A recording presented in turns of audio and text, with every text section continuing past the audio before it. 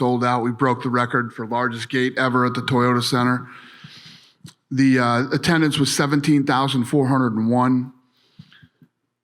Giles and Krause won fight of the night, and Batista and Chaos won 50,000. Everybody won 50,000.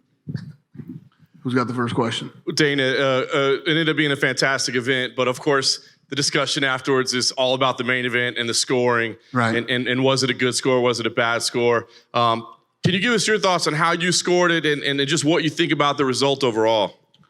The scoring was all over the map. So Joe Silva, the former matchmaker here, had it a draw. Kevin Ioli hit me up. He had Jones 3-2.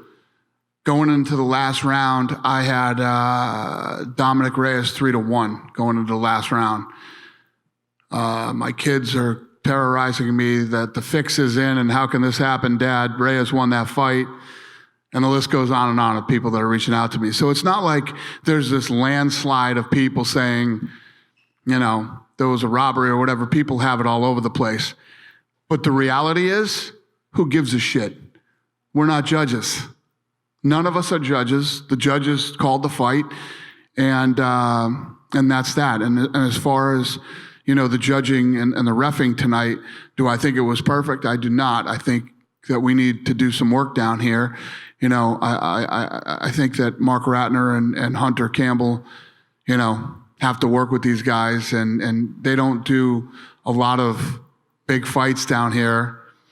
And we all know that these kids work so hard and sacrifice so much. Let's take Dominick Reyes and Jones out of the equation. If you're the first prelim of the night, you've worked so hard to get there. You know, you guys have heard me for 20 years talk about reffing and judging, and, you know, it's never going to be perfect, but it has to be close, man. I mean, these kids work hard to get here, and, you know what I mean? You know, and I want to kind of ask you on that, because I know you said, hey, listen, you're too old to be bashing on these referees anymore, but everybody did seem to feel like the judging and the reffing all night was a concern. So what can you do? I mean, I know these guys regulate you, not the other way around. So, I mean, what can you do to try to maybe educate or improve? Work with them. We can work with these guys. And, you know, first of all, the powers that be in the commission have to realize that there were mistakes made. And these things are going to happen. Nothing's perfect. No commission is perfect. No state is perfect. And it's something we have to work on. But in the Reyes fight, I mean, like I said, it was so all over the map. And then there's guys I talked to a few guys tonight that were like, you know, you can't run the last 2 rounds and take the title away from the champion. So you have people that think a lot of different ways in how they score a fight. But we're not judges. Yeah. You know? Let me ask you specifically about Dominick coming in. You said this is a dangerous guy, that people don't even realize how dangerous he is. Probably showed that tonight. Talk about his career moving forward. I mean, is a rematch even an option for him? Do you feel like this was the type of performance where, you know, people will remember him now, and now this is a guy you can use? What do you think about Dom moving forward? Yeah, so coming into this fight, my big thing was the only problem with this fight is the general public doesn't realize how dangerous this guy really is and what a huge threat he is to John Jones. You know, he was a 4.5-1 dog, which is crazy. There's no way that guy's a 4.5-1. You saw it tonight. I never talk about fights right after. First of all, you guys were in here. I was just backstage doing some interviews. John Jones walked by with his legs all wrapped in ice, and they carried Dominick Reyes by me. Like, guys were carrying him. So when you see that shit backstage, you know you just saw an incredible fight. And do I think that he deserves a rematch? Sure he does. But we'll see what happens. Yeah. And last thing for me, Dana, let me ask you about John moving forward as well. I mean, being in a... Well, here's the other thing. You say what you want about John Jones. John Jones wins fights.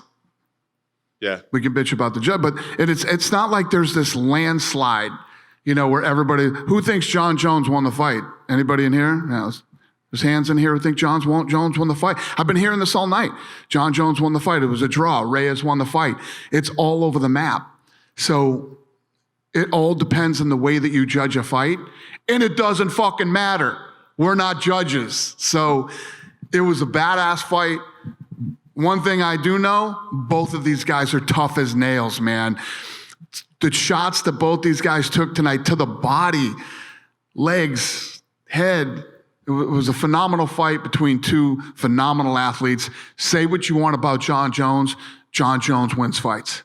No question. Does it give you any pause, though? You know, he was talking about maybe moving up to heavyweight. Now, obviously, that's been talked about for a long time. But tonight's performance, what is it, how does that factor into what he does moving forward? Does it take heavyweight off the table? Does it take certain things off? What do you think?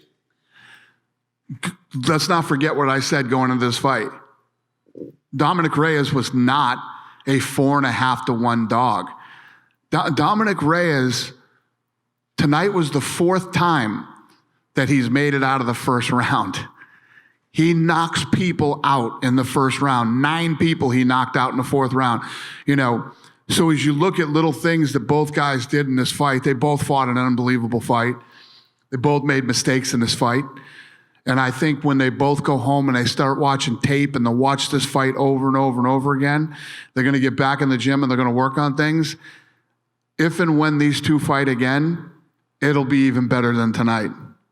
So that's the positive out of what we saw here this evening. No matter what side of the fence you sit on who won. Hey, Dan, over here to your left. So Jon obviously has been dominant for so long as a champion, and it seems like either guys are catching up to him, maybe some of the younger guys are coming up, or maybe he's getting a little bit older. Obviously, age is one thing that no one can fend off. How do you attribute this performance against Reyes? Was it more Reyes being very, very good, or maybe Jones maybe not being the same guy? So what happens is when you take a guy like Jon Jones, right, and he's the GOAT, all the things he's accomplished, all the killers that he's beat, you set this expectation for Jon Jones, that Jon Jones should come out and destroy him and do this and that. Jon Jones isn't 25 years old anymore, okay? And Jon Jones has taken on these young killers. And, he finds a way to win these fights. I just think that the bar is set so high and you have such high expectations. Coming into this fight, in no way, shape, or form did I think that Jon Jones was going to walk through Dominick Reyes. And if you thought that, you don't know enough about fighting. Because there's no way. Dominick Reyes is the real deal. I knew it before, and I definitely know it now. Is it in a sense a credit to Jones then in that case? That he was able to fend off a young contender. Also turn it on in those late rounds. He was. And let's be honest. Jon Jones has not been good to himself outside of the octagon, okay? Normally, when you see a guy that's lived the life that Jon Jones has, they don't come back and do what Jon Jones was doing. This guy is a freak of nature in every way that you can be a freak of nature. I'm telling you, I was sitting there tonight and I was listening to some of these body shots he got hit with and the kicks and the punches. Dominick Reyes would have knocked 100% of the people he fought out with some of the stuff he hit Jon Jones with tonight. And Jon Jones, not only did he walk through it, the one time that he got knocked down, he slipped. I thought that was a slip. I'd have to see it again, but I believed it was a slip at the time that it happened. And Reyes was hitting him with shots tonight, and Jon Jones was not walking backwards. He was walking forward, walking Reyes down. He's a bad boy, man. Just want to ask quick about Valentina. She had that fight against Liz Carmouche, and people were saying it lead a little bit of a lackluster fight, kind of a boring fight. Came out tonight, and she dominated, and she finished pretty violently on the ground. Were you impressed with that performance? Absolutely. She's so awesome. She's such a professional and such a good human being on top of it. But at the end of the day, man, she's a gangster. That woman is an absolute gangster. When you got a gun tattooed on your hip,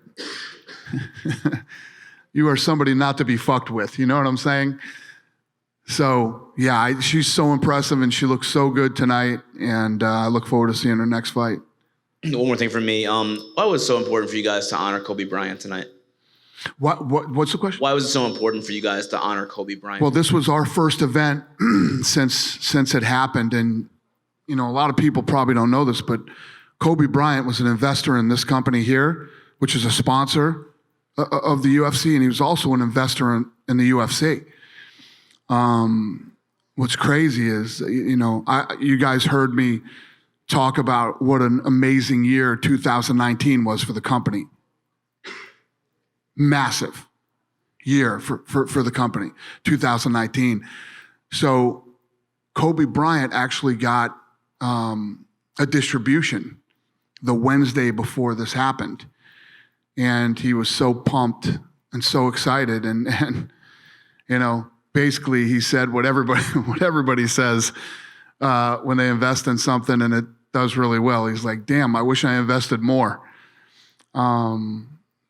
But he was a friend of the company. He was a friend of the sport. And he was a good guy in every way that you can be a good guy.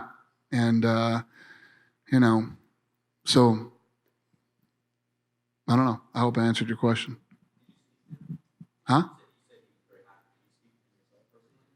Yeah, yeah.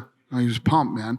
He's bummed out that he didn't invest more money into the UFC, but, he did all right. He did pretty good. So, not only was this guy a great basketball player, he won an Oscar, he was an investor too, and he made some pretty good investments for an athlete. You know what I mean? They don't always make the best decisions with their money, but Kobe Bryant did. So you spoke to him only a few days before the accident. Yeah. Did that trip you out a lot when you heard the news of what happened? I literally couldn't believe it for an hour. And then once it really started pouring in, it was crazy. Yeah. Thanks, Dana. I had somebody who was a huge fan of his that, her husband was like the biggest Kobe Bryant fan, and Kobe was supposed to come in on Tuesday and sign a jersey for him. Yeah, on Tuesday. So. Hey, Dana. Just a quick one back to the judges. I know some people said that Jones, you can see an argument for 3-2 Jones, but would you agree that 4-1 to Jones is not an acceptable scorecard? Yeah. Insane. Also, Derrick Lewis tonight, he looked good. I mean, obviously, there's a lot of time he spent underneath Latifi, but he showed some high kicks. He showed flying knees. I just wanted to get your take on his performance. Who's that? Derrick Lewis? Oh, yeah. Hey, listen, I knew when he walked out, the place was going to go crazy. This town loves him, and he came out to perform for his crowd tonight, man. He sure did. Yeah. Who in here ever thought they'd see Derrick Lewis throw a flying knee? Not me. It's pretty cool.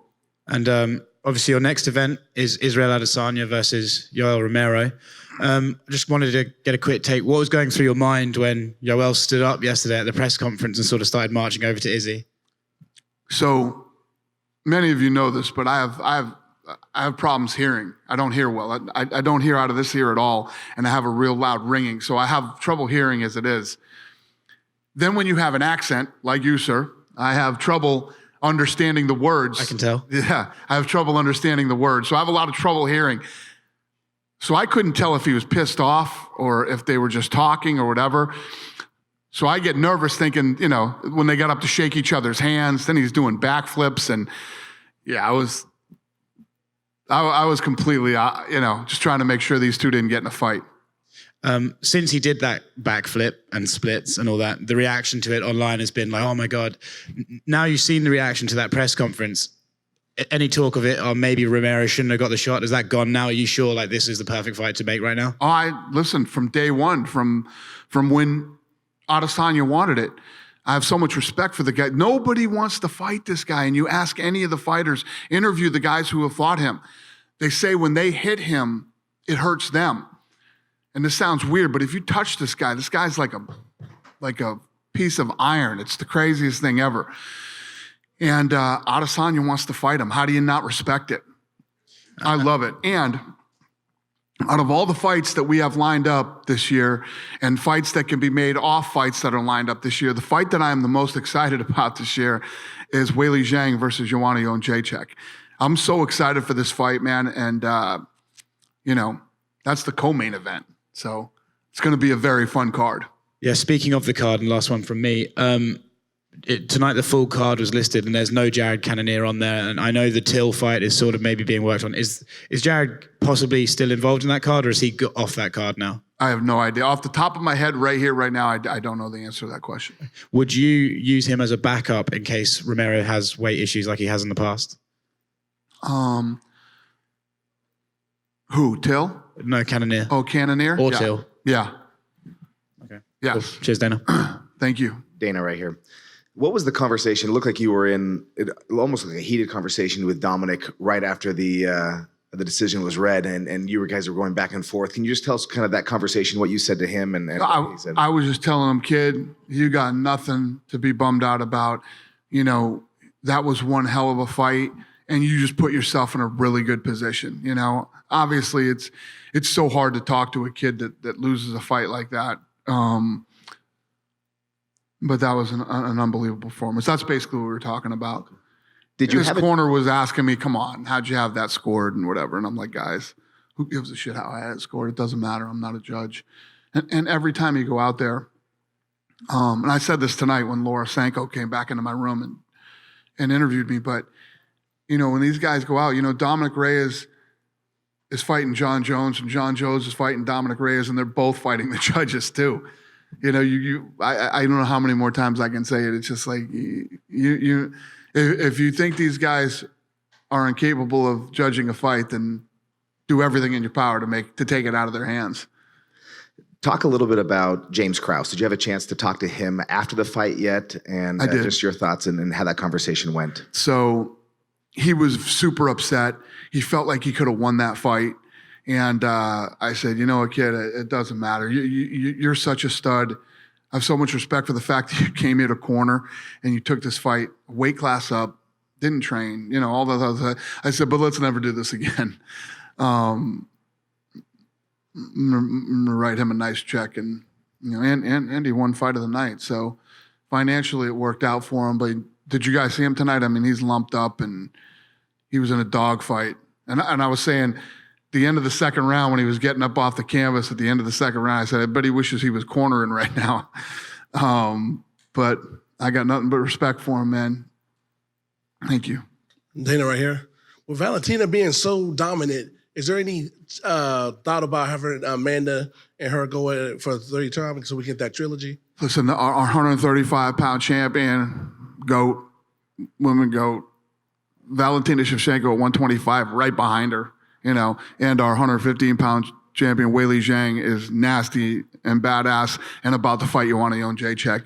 I think there's a lot of things you could do with the three of them, but I like the idea of them staying in their division right now and doing their thing. We'll see what happens in the future. Are you tempted to put John in a super fight, either wherever happens with Izzy and Yoel or with Stipe or whoever, since he's basically cleared out the division? Have they been back here yet? No. When you see him walk in here, and when you see Reyes walk in here, if they do, they might even have been transported. You don't even talk to them about fighting or think about fighting. What's next? You let these guys go home, be with their families, heal up, and, we'll talk about that later. Hey, you've been watching the sport way longer than me. Did Dominick Reyes look like a future champion to you? 100, absolutely. Absolutely. Dominick Reyes tonight looked like the future of the division. He looked damn good. And again, John Jones has these expectations on him because of who he is and what he's accomplished. John Jones went in against a very, very, very tough guy tonight. And John found a way to win. We good? Thank you, guys. I really appreciate it. And thank you, Houston, man. What a cool city and cool people. And I love the culture and the attitude here and everything. It's awesome, man. Thank you very much, Houston. And I want to thank Tillman Fertitta and his whole crew for everything they did for us while we were here. Thanks.